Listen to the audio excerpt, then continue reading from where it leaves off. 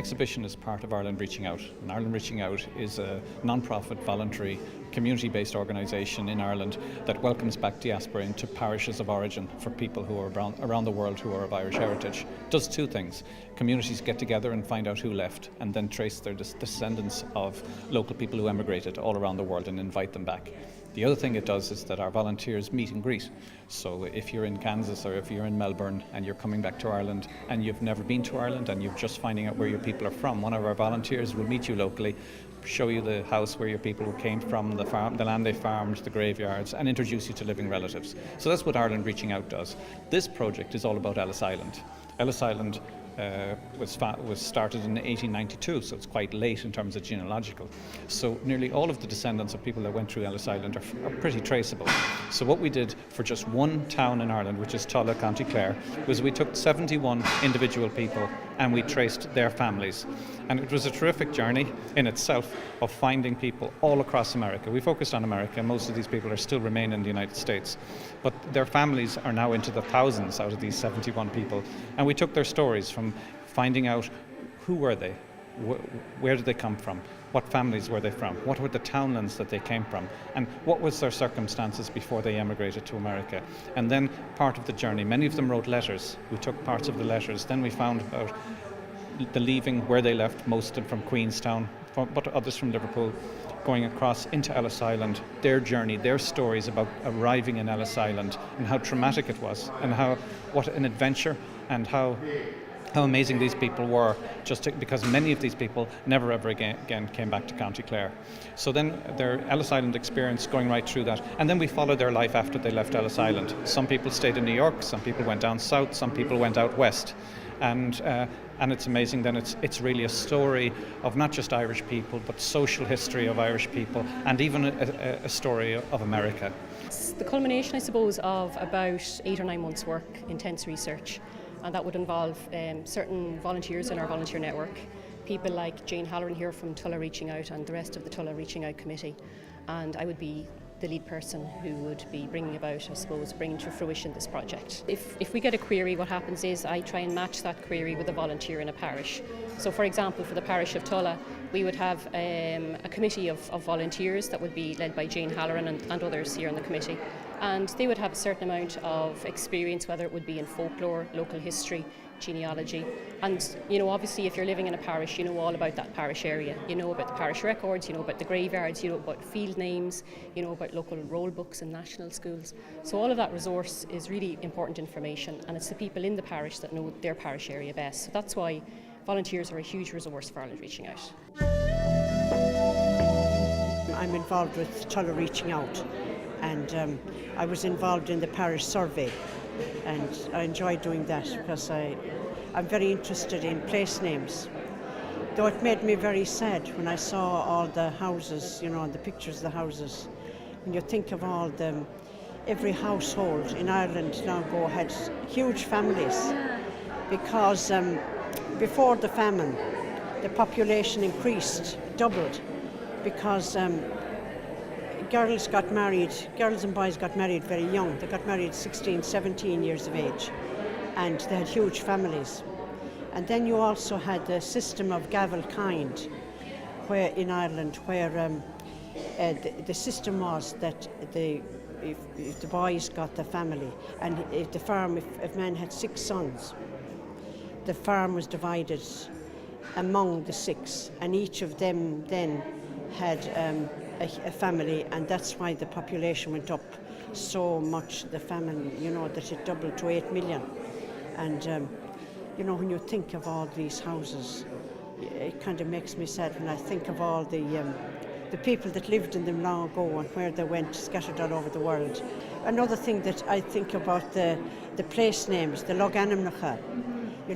We did the survey and we looked at all the place names, and I was just thinking to myself that if the language ever dies out, which it never will, because there'll be always people in Ireland happy to speak the language, but if we say it did die out, it will live on in the place names, which are very, very, when you think of all the lovely place names that we have around Tulla. There are Ulk, there are Halla, there are Nimrone, Gloundree, Oneakle, all the all the clones, you know, just Tullach itself, Garura. Well, on Tullach is Tulla is built on a hill, and that's the meaning of it. Tullach is a raised ground, really. That's what it means. And there is a little forest, and there there was something happened there, bad. And they're in a moan. Something sad must have happened in that wood, because it's the wood of the sadness. When I heard that there were Quigneys included, I was very anxious to see what more information I could pick about. I would be considered about a third cousin to the Quigneys of Glenderry. My native place would be Clooney. Okay. So all the Quigneys originated from Glenderry, which are mentioned there. So I have just about started reading this. I'm just outside the parish myself, and I'm not in one of the 8 families as a result, but I aim before the night is out to try and get some information on my mother's name was Garvey. Just lived a couple of miles out the road, but just in the parish of Clooney, as Michael John is also, and I'd love to know more about those. And that's why you're a vested interest in being a volunteer with the group? Well, no, I'm a kind of a long time member of it, if you like, and we've been organising, bringing families back here and people back here from the States and from Australia and New Zealand for a few years now, and we've been fairly successful in it, and trying to find out their roots and for them and to help them out in that. It's a very unique project in the sense that every family is commemorated in a different way, and every story is, there's a difference to every story. There's something special in every story, and they were all different ages. Some whole families emigrated. One went out, came back, took 2 or 3 siblings until most of the family was out there, and just the parents would have been left behind, never to return. Maybe one of them did come back because when the parents died, the land would have gone out of the family otherwise. Most of them married, became naturalized citizens, raised families. One of the panels there is the nun in the panel behind me there. She is still alive.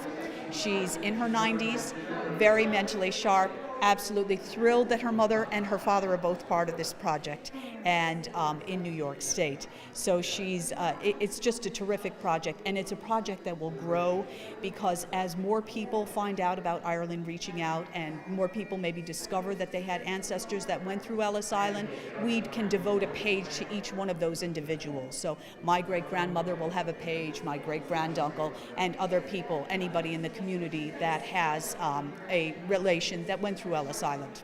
So it's great. My great-grandmother came from Tarita and Tulla, which is about 2 miles north, or 2 to 3 miles north of the village here. And her 2 brothers emigrated in the 1890s. And it was very common in the families there, particularly those families in the area. Couple went, sent money back for a couple more to go. There were 12 children in the family. 10 of them reached adulthood. Of those 10, 7 emigrated, 3 stayed behind, which was very common in a lot of the families in that area, but also throughout Tulla. And it's amazing to see the ones that did come over, and you see them returning through Ellis Island, bringing back brothers and sisters or cousins or neighbors, or in some cases parents, to where parents weren't going to be left behind. It was better. They all just chose to leave the land altogether, to leave Ireland altogether. So it's a fantastic project. I mean, it does tell the story. It's a very sad story in a lot of ways, but it's a very hopeful story because they did have a lot of hopes and dreams for the future, which is what brought them to America. Well, what we hope from this pilot project is that other parishes in the country will become interested. The Department of Foreign Affairs has funded this as part of a pilot project, and as I say, we hope to roll that out in the future to other parishes. And if it is as successful in those parishes as it has been here, it's a really interesting project. There are a lot of parallels, I suppose, with the research we've done here and with present-day Ireland. You know, it's not very hard to imagine how difficult it would be to say goodbye to a brother or sister, and knowing that the odds against seeing that person again are very slim. And especially when you compare that, you know, to present-day Ireland, and the fact that, you know, it's still difficult to say goodbye despite the advances we've made in communications and technology. And I suppose what I have found personally in working in a project like this is that you become really invested in these stories. You want to know more about these people. You want to know, you hope that they had happy lives, that they had, you know, went on to have children and grandchildren. But if they didn't, that they were happy and lived fulfilled lives wherever they went in the world. So Ireland Reaching Out is irelandxo.com. You know, Ireland with a hug and a kiss, and it's on Ireland XO there is a profile of every parish in the country.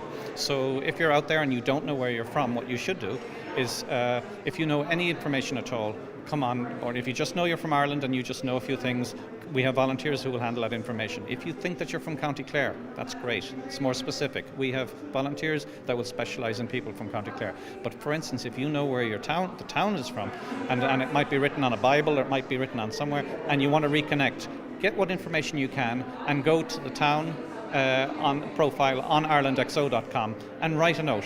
And our people will, the volunteers, there's 3,500 of the volunteers across Ireland, will respond to you. And it's amazing what you'll find out.